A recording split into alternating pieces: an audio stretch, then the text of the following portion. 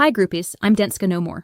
This is my story with DentSpa, a dental clinic in Istanbul that promised me a perfect smile and left my mouth like a poem. But not a love poem, a horror one. Let's start from the beginning. I was desperate. The toothache had me on my knees.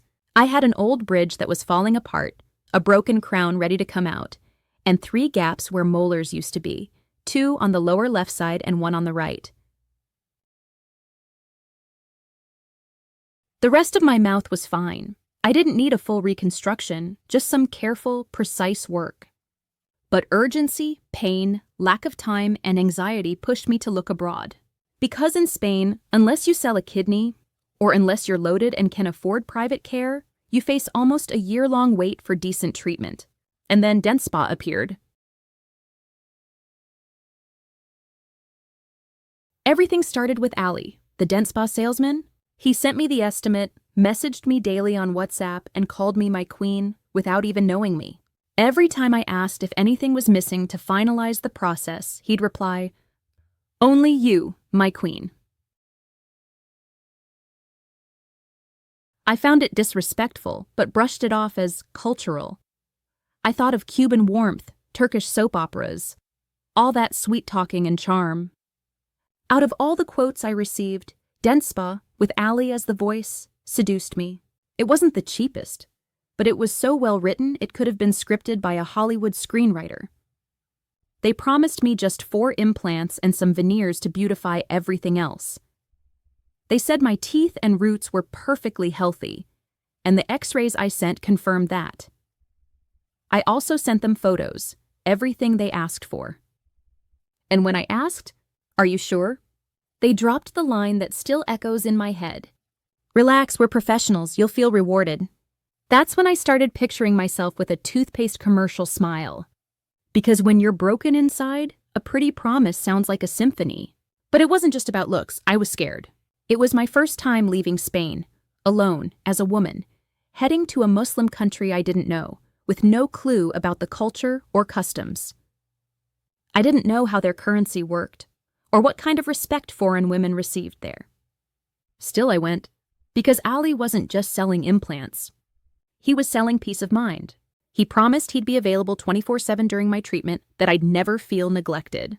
He said things like, "I'm here for you. Whatever you need, I'll always be close."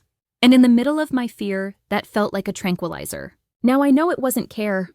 It was a strategy to hook me in. He found my kryptonite, fear of traveling alone. Ali talked to me almost every day, sometimes just to say good morning. He always made me feel like I was the center of his world. It was like being courted. But he only wanted my money. Just a few days before my flight, he offered to bring me alcohol. At first I didn't get it. Who offers alcohol to a patient who's about to be medicated? I thought he was joking. But no, he insisted. "Do you want me to bring you something?" he asked. I politely said I didn't drink, but it made me feel uneasy. Again, I justified it as something cultural, like the cliches in Turkish soap operas, syrupy and full of forced romance. But that moment stuck with me. It was the first crack in the perfect picture. Still, my flight was booked, everything was arranged, so I gathered my courage and I went for it. I arrived in Istanbul and found myself waiting for hours at the airport while Ali coordinated transport for other patients arriving on different flights. It was January, and I stood outside in the cold, going from one curb to another while they picked up strangers and loaded them into different vans. Not exactly the VIP experience I'd been promised. He caught me right there. In that exact spot where you swallow your intuition just to avoid choking on the world?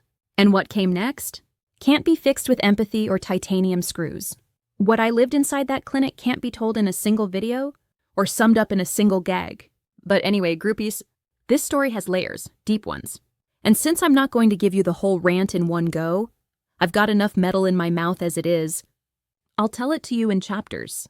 Because what I went through wasn't a treatment. It was torture, emotional fraud, and a terrifying pressure that started on WhatsApp and ended in a dentist chair with my mouth wide open and my dignity shut tight.